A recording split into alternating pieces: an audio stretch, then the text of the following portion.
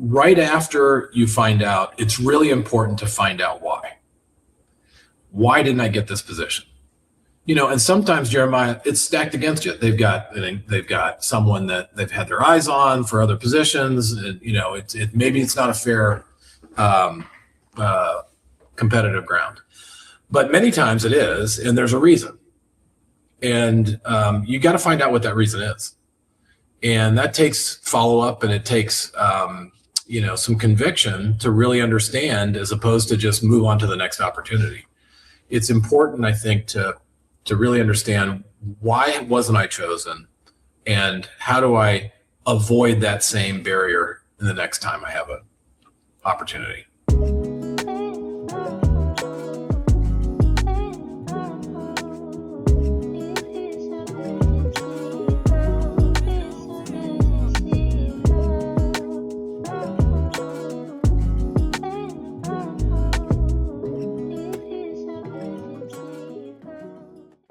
You gotta stop cheating on yourself. Every time you settle for good enough, every time you take the easy route, every time you skip the hard reps, every time you talk yourself out of trying, you are not fooling anybody. What I love about Prosper is that there's a seat at the table for everyone, and they're here to provide that roadmap for you. You have the opportunity to infuse into the cultures of your companies and your lives the ability to bring our whole selves to work. It's also been really eye-opening to hear how vulnerable people are with their problem-solving processes. And I think when you have a passion for something, it's not work. And that's helped me kind of navigate my career. We wanted to grow through curiosity. I wanted to know his story, and he wanted to know my story. Welcome to another episode of the Prosper Brief. I'm your host, Jeremiah Wynn, and today I have the honor of having Chris Hellmann. He is currently retiring as the Chief Commercial Officer at RTI, and he's here to just share some of his experiences of his illustrious career. Chris, we're so happy to have you here, man. How are you doing? Great, Jeremiah. How are you doing? It's good to be with you. Oh, it's good to be here, man. Just looking through your history and the work that you've done. Like, I'm excited, and I don't want to give my age away, but you started your work. Well, you started your work at Coca-Cola in '92, and I was born in 1992. Yeah. So I'm looking forward to just hearing more about your experiences and things like that. Absolutely. So for the last 3 years, you've been at RTI, Restaurant Technologies, and was this your first role in the C-suite, or would you consider that global VP position like an executive role at Coca-Cola? Yeah, no, it was a senior role. It was more of a general manager role at Coca-Cola. So yeah, I think this is my first position in the C-suite in a company. What was your welcome to the C-suite moment? Well, I guess I have to give a little bit of at least the most current history. When I left Coke 5 years ago, I didn't think I was going to go back to work for another company. And I did some consulting, and I kind of found out I really wasn't cut out to be a consultant. I didn't like it that much. We can go into that if you want to, but so it wasn't for me. So I was really thinking about full-time retirement at that point. And from a past colleague of mine at Coca-Cola, I was introduced to Restaurant Technologies, and I met the Chief People Officer at the time, Alyssa Partey, and Jeff Kiesel, the CEO. And we met in a restaurant intentionally where they have their system, and we just had a great first conversation. We were talking about the business. I had spent so much time in food service and working with many of the same customers that RTI serves. And we just hit it off. So my first sort of C-suite moment was we struck up an arrangement where I did the job for 6 months on an interim basis in 2023.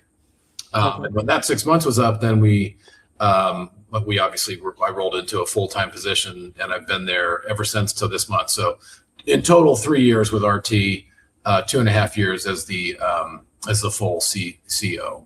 Okay. So what are you going to miss most about working with RTI?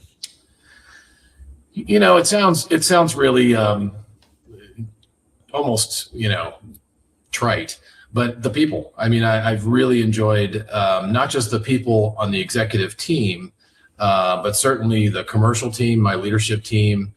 This is just a great group of professionals. RTI has about 1,500 employees, and they're everything from technicians in the depots, in the communities that we serve, all the way up to the C-suite.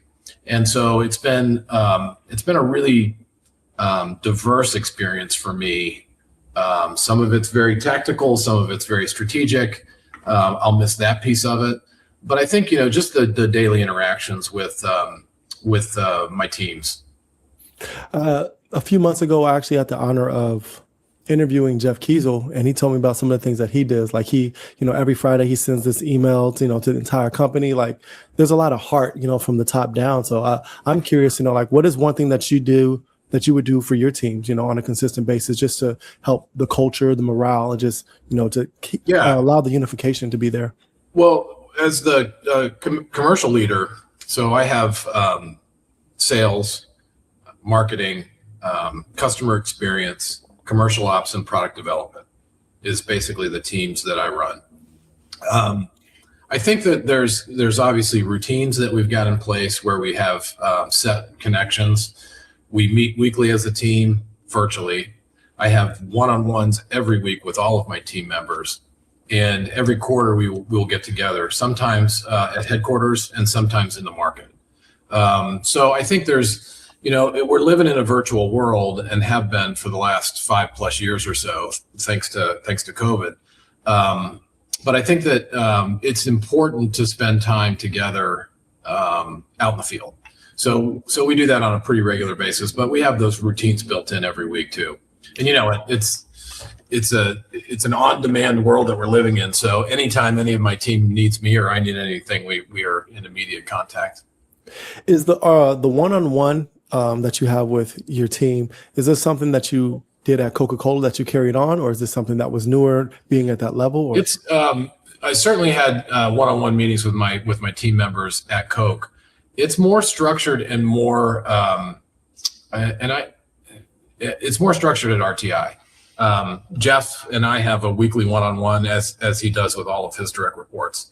And I think part of that is because of the virtual world that we live in. It's easy to get into the business, into the work, and kind of lose track a little bit of the connection points that you need. It's easy to get swallowed into the work, especially since we're all virtual.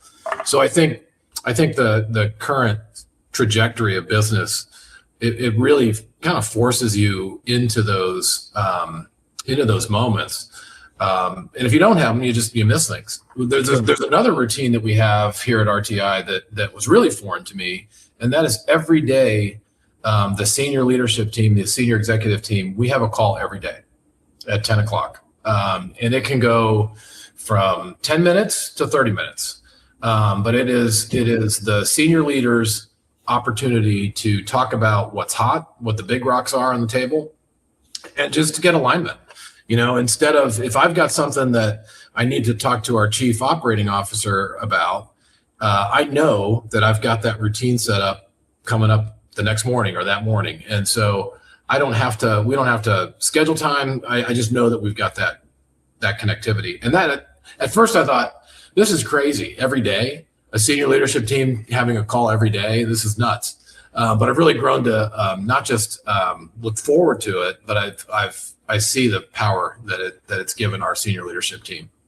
That's great, and I love that word alignment, right? Because there are certain people who, if you do your job really well and you just your head is on the ground and you're grinding, sometimes those people can be overlooked, right? To where they're just going and going and going, and maybe they feel like they're doing such a good job that they have no relationship with their upper teams, because you got it. It's almost like the kid, right? The kid who you don't have to worry about versus the kids who every time they have a one-on-one, it's like something bad or it's a problem. It kind of disrupts the morale, right? And I feel like having consistent alignment allows people to know, like, whether it's a hard conversation or a good conversation, we're always going to be collaborating. I think you're spot on. Yeah, and it also reminds me of when I used to work at a warehouse. Every time we get there, we have 15 minutes together where we're getting alignment on what's the plan of action, what to do. And I feel like it's really interesting to see that you guys do that at the top level as well. That's really great. Yeah, It's really been, I'm going to miss it. Yeah. So let's go back to the foundation of like, what was your first job and your first situation of getting into the food service industry? Yeah, I think I can remember back that far. So my first restaurant job was when I was 15. I was a dishwasher at Ponderosa Steakhouse in Ohio. Maybe some of the listeners will remember that chain, but yeah. So I started working at early high school in food service. And I've had multiple jobs in restaurants throughout college, throughout high school. I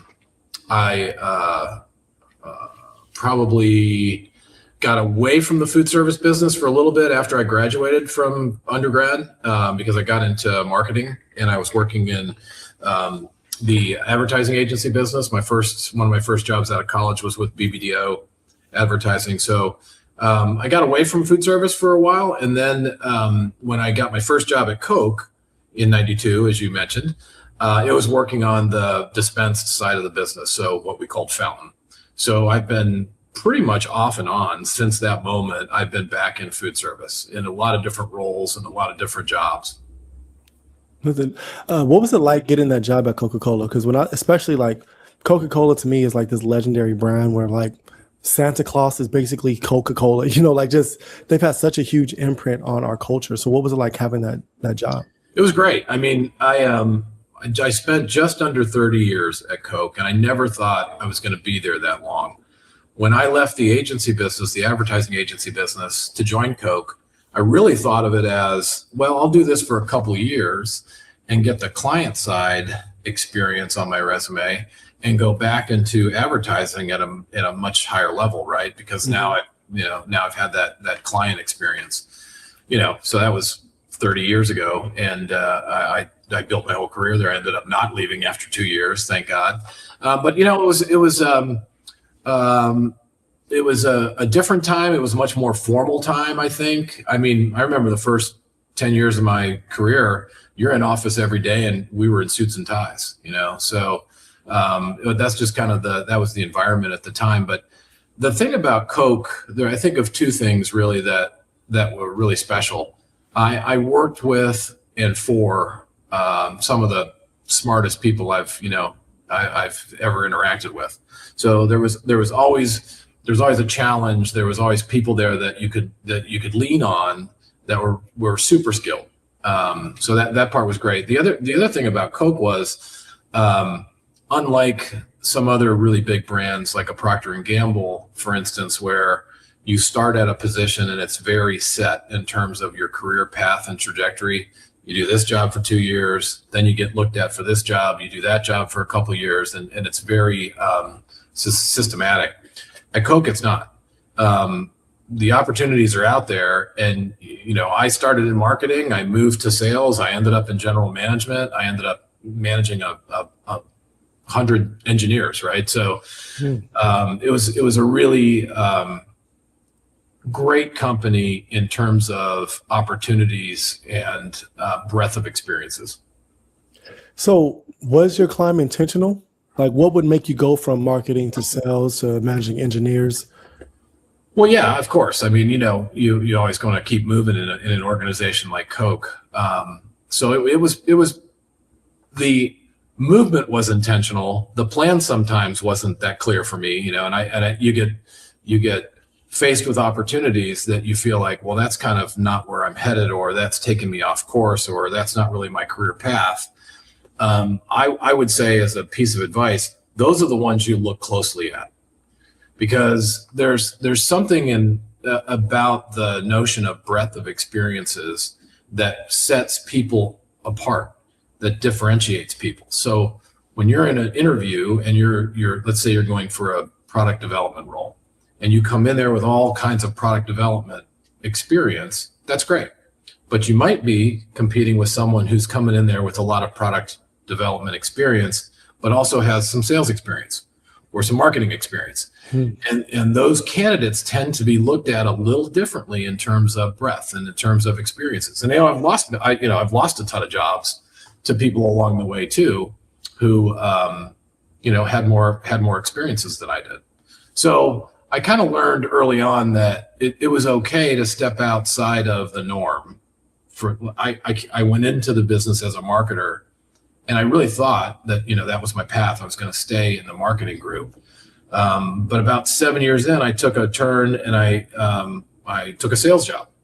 And that was probably the smartest thing I've ever done, because it opened up a whole new set of opportunities for me. And it didn't, I could have gone back to marketing, but then I started seeing these other opportunities that were broader, that were bigger, and kind of led me to that. Did you have a mentor with you, guiding you along those ways, or everything that your pathway was just learned experiences? No, I've had many. I can think of 4 or 5 offhand that people that super helped me along the way, that for some reason either saw something or just took interest in my path and me and my career, and helped steer me along the way, for sure. Can you give me a specific moment where you were at you were able to reach a pivotal point and a mentor helped steer you the right direction? Yeah, I can think of a couple. I think I'll give a very specific example. I was in the food service department at Coke. I was running a large national account at the time, and there was an opportunity to be the vice president of marketing for the food service division. And man, it was my job, right? I was made for it. I'd been in marketing, I'd been in sales. Now I'm at this point, I was probably 10, 12 years into the company. I loved the food service side of the business. This was my job, right? Except that I didn't get it. I lost it. And I had the hiring manager who was running the whole division at that time, was the food service division, was my boss. And he and I had a very direct conversation. And he said to me, the reason you're not getting this job is because the candidate who is getting this job has been outside and run businesses. And that was attractive to us in this position. And they have global experience. I said, okay. His name was Chris too. I said, Chris, then I need global experience. And he set me on a path to get onto the corporate side of the business at Coke. And I took a 3-year job as a commercial developer internationally. And so I got to work around the world with Coke, with food service customers. And Jeremiah, I never would have thought about doing that. I wasn't setting myself up for that. That wasn't my career trajectory. But because I didn't get that job and because I got that advice from him, I took a bit of a leap, and it was probably the hardest job I've ever had. Right. And there was no manual. So I was like kind of flying by the seat of my pants, but yeah, it ultimately put me in a position where I was able to then run the global business, this global Subway business. So I did that for 5 years for Coke. I had every Subway restaurant I was responsible for that Coke had a relationship with. So it was one of our, top customers. And the reason I got that job is because I had international experience. So, the story kind of becomes a little circular, but yeah. So what does that tell you about when doors close? Because I think like me, I'm 33 years old, and there's other people who I've definitely applied at many positions and didn't get it. And a lot of times you can feel defeated in those moments. What does that tell you, and what advice could you give to someone like me who may be applying for a job, the door gets shut in our face? Yeah, that's a great question. And God knows, like I said, I've had plenty of those along the way. I probably can count 5 or 6 positions I did not get at Coke. I think that the right after you find out, it's really important to find out why. Why didn't I get this position? And sometimes, Jeremiah, it's stacked against you. They've got someone that they've had their eyes on for other positions. And, maybe it's not a fair competitive ground, but many times it is, and there's a reason. And you got to find out what that reason is. And that takes follow-up, and it takes some conviction to really understand, as opposed to just move on to the next opportunity. It's important, I think, to really understand, why wasn't I chosen, and how do I avoid that same barrier the next time I have an opportunity. For you, was it a hard pill for you to swallow, knowing the why? Yeah. I mean, but all is truth, right? So it's like hard pill, but I didn't have outside business in that example I gave before. I didn't have outside business experience. I certainly didn't have international experience. So hard in the moment, but it's a good thing to build a plan off of. Wow. And I love the fact that you go to now you see yourself on the other side, right? The other side of the rejection, and then you do follow the pathway. And it's right there. Like your boss was good enough to actually let you know this is what you need to do to get this in the Exactly. future. For people who don't have those type of bosses, like what do they do? How do they make the pivots? How do they move past the closed doors? Yeah, that's why I'll go back to what I said a second ago. It's you've got to understand the reason why. If there's not someone that's overtly telling you, then you've got to figure out why. What's the gap? Why didn't I get this? Why did someone else get this and not me? What's the difference? That's great. So let's kind of switch gears here, because as you said, the first 10 years of your career at Coke, it's suit and tie. And now here we are. I don't even have shoes on and we're doing this interview, Things have changed. What are the biggest pivots that the biggest changes that you've seen in the industry over the last 30 years? Whew, that's a big span of time. I think I won't go back 30 years, but I'll go back 5. Okay. And I'll go, let's rewind here to 2020. So obviously the pandemic hits and we are, unequipped to deal with it as a community, as professionals. So everything changes overnight, right? We're figuring out how we're doing work differently. We're figuring out, how to go to the grocery store, what's good for us, what's not good for us. How do we survive this moment? One of the things that I'm probably most proud about relative to the food service industry is the pivots that were made by restaurants. They were fast and they were meaningful. I think, and they needed to be, right? Because it was an existential threat. I mean, all of a sudden, you go from 1,000 customers a week to none. What do you do with that? How do you keep your doors open? Yeah. Right. But the pivots that food service made relative to whether it was takeout, delivery, hands-free ordering, the technologies that were brought in from the big guys all the way down to the small guys, the industry has changed so much in the last 5 or 6 years. Much of it out of necessity, but it really was. It's impressive to me the innovation that we saw coming out of the COVID period, and many of those innovations obviously are now. They were disruptive at the time, and now they're just getting refined and better and better. I can cite specific brand examples. I'm not sure how familiar you are with Chick-fil-A, but the ordering process is so frictionless now. You can use your app and you just move right through the system, and before you know it, your food is hot and it's fresh and it's in your hand, in your car, and you're on your way. And you've only talked to, the only interaction you've had with someone is they've said thank you. It's 90% of the time it's seamless. Yeah. And in that occasion, when you're looking for that, it's perfect. And think about driving up and down the street, and you can see. I live in Atlanta, so Chick-fil-A is, obviously their home and is in Atlanta, and you can drive by Chick-fil-A and several of their competitors just about any day part, and they're always full, and there's many competitors that are not.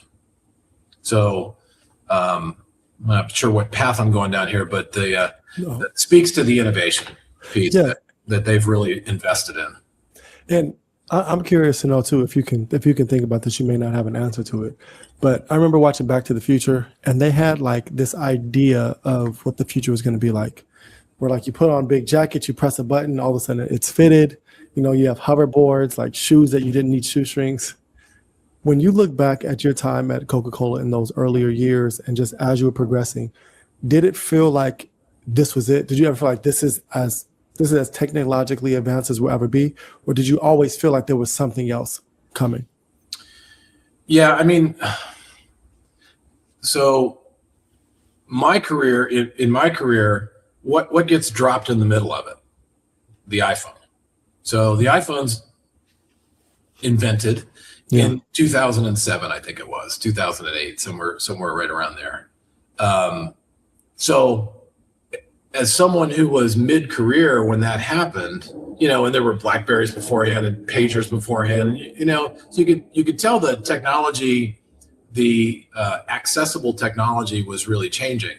But then all of a sudden, like I said, the iPhone falls in your hand, and it's like, I don't even understand or have the capacity to understand the limits of technology, because we're calling this an iPhone, and it's so many. It's a computer. I mean, it's like so many other things that it disrupted, right down to the ordering process in restaurants. So no, I didn't feel like I felt like, and I'm not a huge tech savvy person, even though I ran, you know, the freestyle division for a long time at Coke. But you know, when that happened, when that invention happened, you could feel it was a real pivot. Yeah, and that it was just sort of the beginning. Wow, that's great, and that kind of reminds me of just. And I know we're doing a lot of reflection, right? But so COVID-19, that was like crazy in the marketplace, the shift, the stocks, and then like also 2007, 2008 with the recession, that was a major shift, right? And like, so throughout your career, you surviving both of these things, right? What do you feel like is a pressing challenge that we may need to consider or think about as we go forward in the industry to be prepared for whatever could come next? Yeah, well, this is not an original thought or some insight that I've got that is unique to me. This is what the industry is facing right now, and that is margin compression is the number one issue with food service operators right now. Costs have gotten so high, whether it's food costs, energy costs, employee cost, astronomical. Yeah. And during COVID and kind of right after COVID was on those last pieces of COVID, food service operators were able to charge the consumer. And so, you know, prices were skyrocketing, and they continued to skyrocket. So traffic was basically flat to down, but same store sales were up because of price increases. Wow. We've gotten to a period now where consumers are basically saying, enough, it's too much. I only have so much disposable income, and I'm not going to use it all on food, either on premise or away from home. So that's why you're seeing many of the QSR brands right now are advertising value. Because that we've gotten to this point now, I think, where we've hit this inflection point where operators cannot continue to raise prices the way they have been without a real impact on traffic. So, you know, I think those. So you say, okay, what do you do with that, right? How do operators react to that? Mm-hmm. I think those operators. This is a moment where your point of differentiation and your uniqueness is super important. What do you deliver? What do you deliver that a consumer considers value? Because consumers are still spending money. I'm not saying that we've stopped spending money, but we're just being super thoughtful about where we spend it. And I'm not gonna go back to a brand where I've gotten a crappy experience or I've gotten subpar food and it's cost me, you know, $15 for lunch and it was okay. I'm gonna start Xing those brands out. And I'm going to go to the brands that maybe I got to pay $15 for lunch every day. I got it. But I'm going to go to those brands that I trust, that I rely on, that deliver, that have a very unique selling proposition, and they fulfill it. So I think the answer is strengthening your differentiation and your value proposition with your consumers. Wow, that's a great answer. And it hits home for me because the other day I went to a restaurant and it's like literally like back in the day, everything was out of convenience. And now it's like, if I want to conveniently get a meal, but I know it's going to be subpar, or I know my favorite place isn't open, I'm just going to go home and eat some chips and go to bed. You know? Like, and I think that's an honest look at the current consumers, right? It is. I mean, it's gotten, they've been pinched, and obviously, as a consumer, your costs are gone up everywhere, not just restaurants. So it's expensive. Everything's expensive right now. And so, food service is just a big part of that spend. But there's signs of success out there, and brands that are doing well. And those brands, in my opinion, are the ones that are really just delivering value. The other thing that I just want to mention really is that's shifting a bit is it's very difficult for table service restaurants to keep and retain employees. So I think, and this is sort of more personal experience, but I'm really experiencing a change in service for the worse. It's not getting better, it's getting worse. And there again, when you're going to spend money for a meal, and if you're at a white tablecloth restaurant and it's expensive to begin with, and you're going to be tipping, and you get crappy service, there again, it's sort of it's the voting process has begun. I'm not going to vote for this place anymore. Yeah. So there's a lot in the mix, right? Food quality, value proposition, service, it's all kind of bundled in there. Oh yeah. And it's really interesting. We're actually going to, Dr. Hughes is going to be at Accelerate, our conference in October, and she's actually going to be talking about service too, because that's become such a bigger thing, especially post-COVID, where it's like people are just not willing to stand for places that don't have that good service. And, the lack of accountability, the lack of apologies, those type of things, it's like the limit is getting a lot lower right now, right? Because like you said, Chick-fil-A, you're going to get, your food is going to be fast. They're going to say my pleasure. There's a level of consistency that you have to compete with. So now if you don't have the same type of food or you don't have the same type of service, what's really going to draw us to you, right? Yeah, absolutely. Yeah, Chick-fil-A is a good example. There's others out there, but it's a good example. One thing that I wonder, right, because a lot of my favorite restaurants growing up have been going out of business, or they've been declining. There's been a lot of bankruptcies lately. What do you think can help maintain the sustainability, and what can help the current operators and this new generation have the sustainability that some of these other restaurants have had for the last 80, 75, 60 years? Yeah. Well, the ones that have been around that long are good at changing. You look at McDonald's. I mean, McDonald's has a very straightforward menu and value proposition, but they continually evolve it, and they've evolved their process, which has gotten much faster. Their app works really well. I mean, we're going to get to a place where you'll drive onto the lot of a McDonald's, and they're going to know you're there. They're going to know what you ordered last time, and it's going to come up on the screen. Do you want this? Do you want? It's going to be much more personalized. Yeah. So that's not the road I really wanted to go down. To answer your question, I think those that sustain, those brands that stay in business, kind of goes back full circle to that value proposition. Are brands that have very clear value propositions and continually are listening to their consumers and changing and evolving and tweaking. Those that are sitting still and trying to compete either by taking out cost of their food and charging consumers more can work temporarily, but that's not a long-term sustainable strategy. It's just not. Well, that's a really great point. I really love that. From a leadership standpoint, what do you think today's leaders can do to ensure the sustainability and ensuring that their teams that they are leading are able to operate, they're able to have, the best balance? Like, what do you think is important for leaders? Well, for me personally, I feel I feel transparency is very important. When I show up with my team, they pretty much know who's there, right?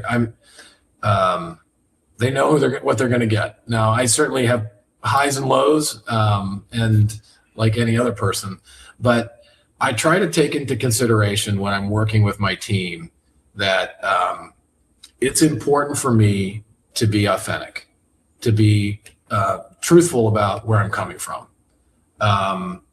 So that's one thing. I think there needs to be trust also. I mean, I need to trust my leaders, and my teams need to trust me.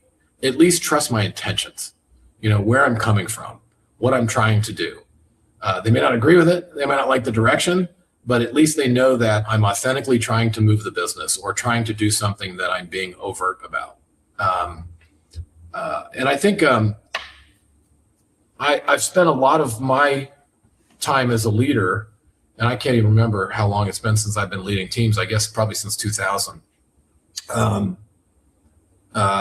Mentoring, trying to help people develop, those who want to develop. I mean, you do have to kind of sort and spend your time with people who are receptive.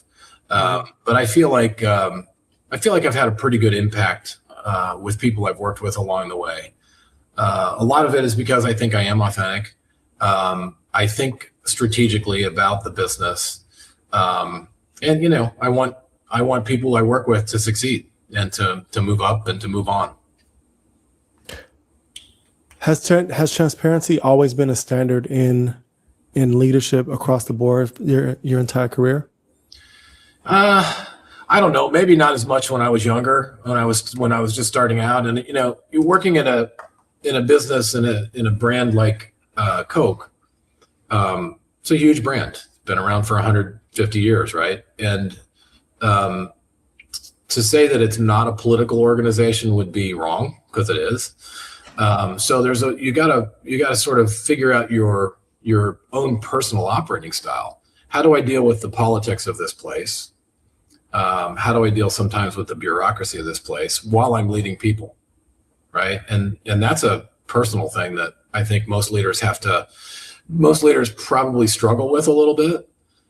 It does get easier over time, especially if you kind of land on a successful operating process that delivers results, and you get rewarded for it from the organization. But I think there's always that somewhat internal struggle with leaders of, here are my personal principles and what's important to me, and here's what the organization is asking me to do. And are those always aligned, or sometimes are those in conflict? And when they're in conflict, and they can be, you got to figure out how to work through that. And you got to figure out how to work through that when all eyes are on you, because you're running a big team, or you're running a team. Yeah. And I don't know the easy answer to that, because I don't think there is one. But I do think that situation gets easier as you get older and as you get more experiences. I'm the last 3 years at RT, I have been very authentically me, because at this point I'm very confident in my skills and understanding the business. So it's really been mostly about how do I bring some of these younger folks along and help them in their development. That's why I think this last 3 years has been it's been challenging, but it's been fun. I've had a really fun time with it. That's great. So it seems like that almost may have been a big motivating factor for you, right? Being able to continue to develop and to lead teams to success. Yeah, for sure. And when I left Coke, I didn't have a good plan, right? I'd been there for 30 years, and the business I was running went from it was $1 billion business to a zero business, because COVID shut it all down. I was running Freestyle at the time. And if you know anything about that platform, it is in restaurants, amusement parks, movie theaters, and what all shut down right away? Restaurants, amusement parks, movie theaters. So I didn't have a great retirement plan, and I knew I still had some gas in the tank, and I wanted to do something, but I wasn't really sure what. And so I feel really super fortunate that I found RTI, or they found me, or however that that moment worked out. I feel super fortunate for it because I had to learn and understand the RTI business, but I didn't have to learn a whole new business language. It wasn't like I was going from food service to computing, or banking or some other retail that I hadn't really spent my time working on. In many cases at RTI, I've been working with the same customers that I was working with at Coke. So that was, that gave me a kind of a easy jump start into the business. That's great. Well, I'm happy for you that you're able to retire on your terms now, right? It's not a situational thing of the world shutting down, but it's you felt like you did what you did. You take. Yeah. My last question is what legacy do you hope to leave with your team at RTI and with others in the industry who you've either managed or mentored? Yeah, I think legacy is a popular word these days. People are talking a lot about legacies, and I think as I think about my current team and I think about the growth that we're building at RTI in the next 18 months or so, that's going to accelerate. I mean, the business is on a great path of growth and acceleration. And with that, I mean, you got to stay super sharp. You got to stay super strategic. And I think one of the things that I'm probably proud of as I look back on the teams that I've led and the career that I've had is I think I've helped people get better strategically and think about what are we really trying to do here? Let's not be superficial about this problem. Let's go in a little deep and really, really roll around in what's the opportunity, what are the barriers, and systemically kind of tear apart the situation and then build the strategy. Well, spoken like a great leader. I'm not going to take up too much more of your time. I really appreciate this conversation. Congratulations on your retirement. But before we go, what's the first thing you're doing?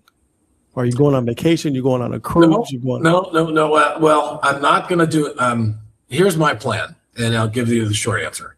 I'm not going to do anything commercial from now on. In other words, I'm not going to sell anything. I'm not going to market anything. I'm not going to do anything in the commercial side of the business. So you're just going to be flying private, basically? No.